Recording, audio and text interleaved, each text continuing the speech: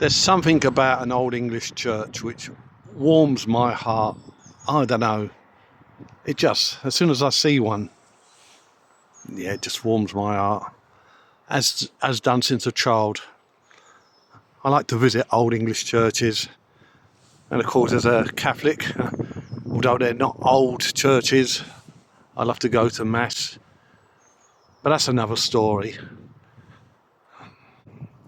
Even the old graveyards, I don't find them the slightest bit eerie. I like to look on the, on the gravestones and look at the names and the ages and think, what was life like for them then? What were their worries? What were their cares? Now they've left all those worries and cares behind. And I always say a little prayer for their souls. And that makes me feel warm because there's probably no one alive now that's praying for these individual souls.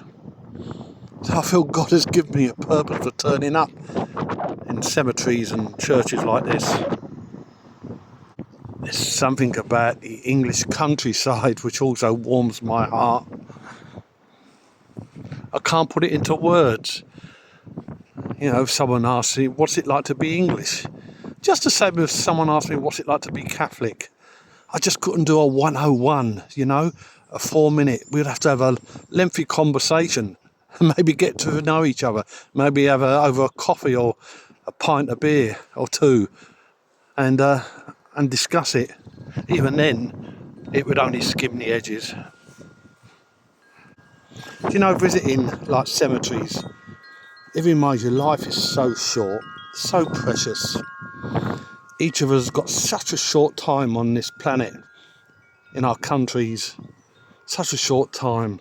And there's so much hatred about, and there's so much evil. Even in our politics, there's people who've got ill intent.